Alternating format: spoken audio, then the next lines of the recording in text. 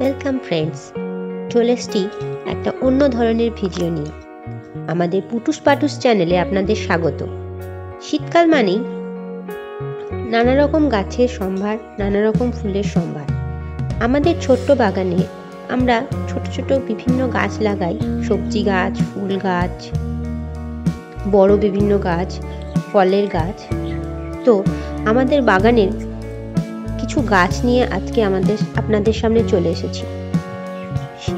ফুলের রানী গোলাপ আমাদের মন মুগ্ধ করে রাখে। সেই কিছু কিছু গোলাপের ছবি আপনাদের সামনে তুলে ধরলাম। আপনাদের যদি এই ফুলগুলোর ভিডিও ভালো লেগে থাকে, চ্যানেলে একটা লাইক আর সাবস্ক্রাইব করতে একদম ভুলবেন না। এটা দেখছেন, এটা হচ্ছে এই যে ফুলগুলো দেখছেন, ফুলগুলো যদি আপনাদের ভালো লেগে থাকে তাহলে আমরা পরের দিন এই ফুলগুলো সম্পর্কে আরো বিস্তারিত তথ্য আপনাদের সামনে তুলে ধরব। আমাদের বাগানে শুধুমাত্র যে গোলাপ ফোটে তাই নয়, এছাড়াও বিভিন্ন চন্দ্রমল্লিকা, জবা, গাঁদা, বোগেনভেলিয়ার বিভিন্ন সম্ভার আপনারা দেখতে পাবেন। এই গোলাপের ভিডিওটি, সব গোলাপের ফুলগুলো এখনো ফোটেনি, কিছু কিছু গোলাপের কুড়ি হয়ে আছে, যেগুলো ফুটেছে সেগুলোই আপনাদের সামনে তুলে ধরলাম।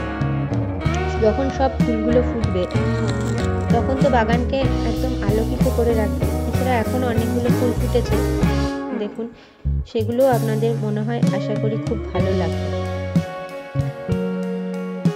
গোলাপ যে শুধু তার রূপের জন্য মানুষের মনকে মুগ্ধ করে তোলে তা কিন্তু নয়, কিছু কিছু গোলাপের গন্ধও মানুষের মনকে মাতিয়ে রাখে।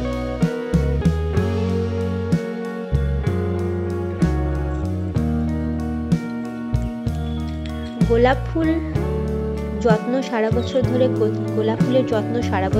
করলে গোলাপের সময় অর্থাৎ শীতকালে আপনি একদম খুব সুন্দর গোলাপ পাবেন।